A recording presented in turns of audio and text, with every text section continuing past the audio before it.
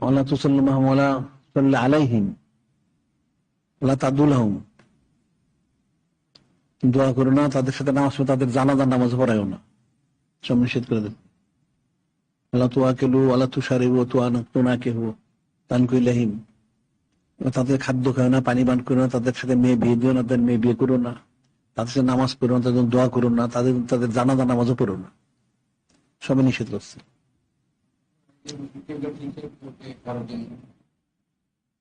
ক্যাবলা অন্তরে ক্যাবলা ঠিক থাকতে হইব। ক্যাবলা একটা হিন্দু হিন্দুর মানবা, হ্যাঁ, এটি তো মানুষ 100 ভুল করে।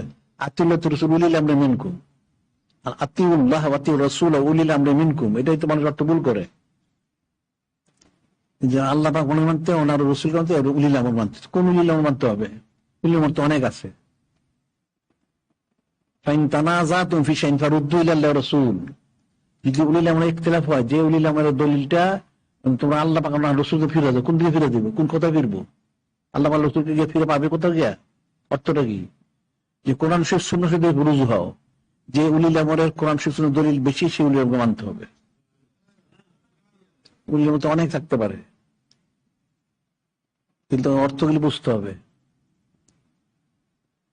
অনুসরণ করতে হবে। আসল তো মূল অনুসরণ তো করতে হবে নূরে মুজাসসাম হাবিবুল্লাহ হুজুর পাক সাল্লাল্লাহু আলাইহি। উলিল আমরকে মানতে যদি আমাকে তো পাওয়া যাচ্ছে না, তাহলে উলিল আমর মাধ্যমে যেতে হবে। কোন উলিল আমরকে ধরবে? যে উলিল আমর নূরে মুজাসসাম হাবিবুল্লাহ হুজুর বেশি পারিবি করেন, ওনার এদাত কোন নিসবত বেশি, ওনাকে অনুসরণ করতে হবে। ওনাকে অনুসরণ করলেই নূরে মুজাসসাম হাবিবুল্লাহ হুজুর পাক অনুসরণ হয়ে যাবে। এটা হলো মূল বিষয়। আসল তো অনুসরণ অন্য কাউরে না, অনুসরণ তো নূরে মুজাসসাম হাবিবুল্লাহ হুজুর পাক সাল্লাল্লাহু আলাইহি ওয়াসাল্লামকে করতে হবে। লাকাদ কানা লাকুম ফি রাসূলিল্লাহি উসওয়াতুন হাসানাহ, আল্লাহ তো বলেই দিয়েছেন এখানে, ইন্নাকা লাআলা খুলুকিন আযীম, যে নূরে মুজাসসাম হাবিবুল্লাহ হুজুর পাক সাল্লাল্লাহু আলাইহি ওয়াসাল্লাম যত ভাষা দিয়ে সর্বোত্তম মুখোমুখ চৈতন্য অধিকারী, আবার উনি একমাত্র অনুসরণীয়।